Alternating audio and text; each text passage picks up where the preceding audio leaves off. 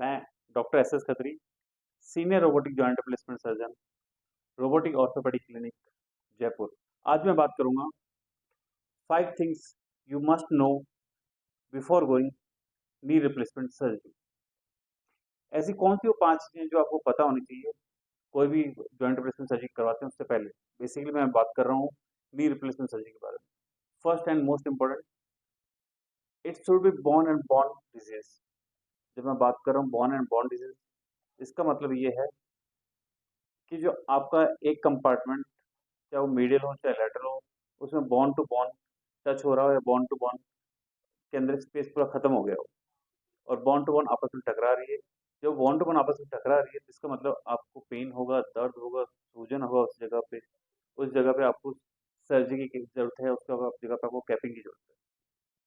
अगर ये कैपिंग जो बॉन टू बॉन टचिंग है, ये हो सकता है अंदर की तरफ हो घुटने के, जोड़ के अंदर की तरफ, या घुटने की बाहर की तरफ हो सकती है, या फिर दोनों तरफ कंपार्टमेंट में हो सकती है। इसी चीज़ पे मेरा दूसरा है, अगर बॉन्ड टू बॉन्ड रबिंग आपके एक ही कंपार्टमेंट के अंदर है तो सेकंड पॉइंट, आपको पार्शियल नी रिप्लेसमेंट की जरूरत है।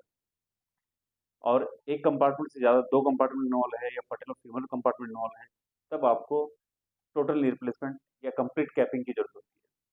Partial knee replacement more natural होता है, आपको बेटर रिजल्ट मिलता है, बेटर अलाइनमेंट मिलता है और मोर नेचुरल फीलिंग होती है than the total knee replacement से। इसलिए अगर आपको बॉन्ड टू बॉन्ड अगर एक ही कंपार्टमेंट के अंदर है तो गो for the partial knee replacement. इसके बाद फिर मेरा थर्ड पॉइंट है कि अगर आप टोटल नी रिप्लेसमेंट के लिए जा रहे हैं तो आपको कौन सा चूज करना चाहिए, आइदर सीआर नी, आइदर वर्सेस पीएस नी। लॉन्ग टर्म रिजल्ट की बात करूं तो मैं सीआर नी, जैसे क्रूसिव टिटेनिक नी रिप्लेसमेंट बोलते हैं, या इसमें पीसीएल लिगामेंट को बचा लिया जाता है।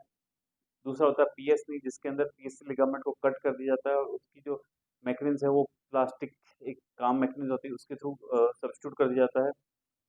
तो सीआर नी और पीएस नी लॉन्ग टर्म अगर स्टेबिलिटी रिजल्ट या लॉन्गेविटी रिजल्ट्स की अगर बात करें तो दोनों रिजल्ट्स इक्वल है। अगर मोर नेचुरल रिजल्ट की बात करें तो CR knee is much better than the PS knee. CR knee के अंदर आपका जो लास्ट स्टेज पे जो घुटने की जो एक्सटेंशन या फ्लेक्सिंग की जो फर्स्ट स्टेज या एक्सटेंशन की जो लास्ट स्टेज होती है, जिसके अंदर फ्यूमरल रोल बैक होता है, उसमें मेन जो भूमिका होती है पीसीएल लिगामेंट की होती है।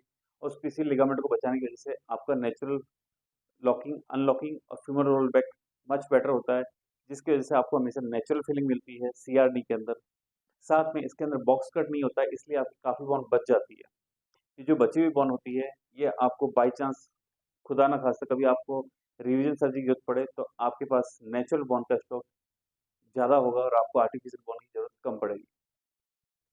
इसलिए जब भी सर्जरी कराना है अपने सर्जन से जरूर पूछिए, should I go for the CR knee या पीएस नी।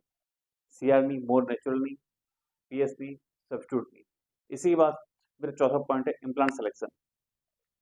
मोर और लेस जब से एनपीपीए लागू हुआ है, एनपीपी होता है नेशनल फार्मास्यूटिकल प्राइसिंग अथॉरिटी, उन्होंने हर इम्प्लांट की रेट फिक्स कर दी है। वो रेट डिपेंड करती है कौन सा मेटेरियल यूज किया गया है, either it is COCR, either it is titanium, either it is oxinium, और दूसरा था gold knee. Basically gold knee नहीं होता है, इसके ऊपर टाइटेनियम नाइबोबियम नाइट्राइड की एक कोटिंग होती है। इस कोटिंग को गोल्ड नहीं कह दिया जाता है क्योंकि ये दिखने में गोल्ड जैसा या सोने की जैसा येलो कलर का होता है। आपको अगर सीओसीआर से एलर्जी है तो आप ऑक्सीजन पे जा सकते हैं या फिर गोल्ड नी पे जा सकते हैं। गोल्ड नी भी अभी नेचुरल, अभी जस्ट मार्केट में आया है, इसकी ज़्यादा स्टडी नहीं है, but definitely oxinium is much better than the सीओसीआर।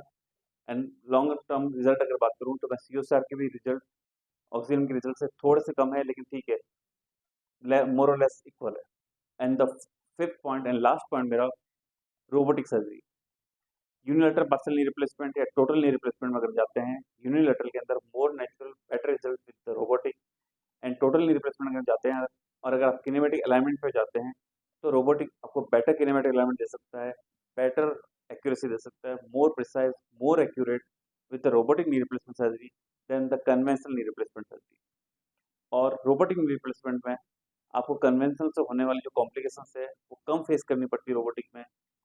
Conventional के अंदर कॉम्प्लिकेशन की संभावना थोड़ी सी ज़्यादा होती है। ओवरऑल आप जब भी जाएं इन सब पॉइंट्स को दिमाग में रखें, अपने सर्जन के साथ बैठिए, अपने डॉक्टर के साथ बैठिए, एक एक पॉइंट पे डिस्कस करिए। और इसके बाद जो मोस्ट इंपॉर्टेंट पॉइंट होता है वो होता है फिजियोथेरेपी। आप 10 से 12 दिन की फिजियोथेरेपी ज़रूर लीजिए। ये आपकी मसल की स्ट्रेंथनिंग, बिल्डिंग के लिए ज़रूर होती है। आपके घुटने मुड़ने के लिए, घुटना आपका नेचुरल जितना मुड़ रहा है उतना मुड़ेगा वो। आपको मसल को स्ट्रेंथनिंग के लिए ज़रूरी है, सो दैट आपका long term result much better रहे, आपको पेन कम हो, आप रिटर्न टू नॉर्मल एक्टिविटी जल्दी आ पाएँ। इसलिए इन सब पॉइंट्स को ध्यान में रखिए, अपने फिजियोथेरेपिस्ट के साथ बैठिए, अपने डॉक्टर स्किन के साथ बैठिए, हर चीज़ डिस्कस करिए, उसके बाद सेकंड ओपिनियन ज़रूर लीजिए आप, और ये ओपिनियन लेने के बाद आप फिर आगे बढ़िए अपने रिप्लेसमेंट सर्जरी की जर्नी के अंदर। Thank you.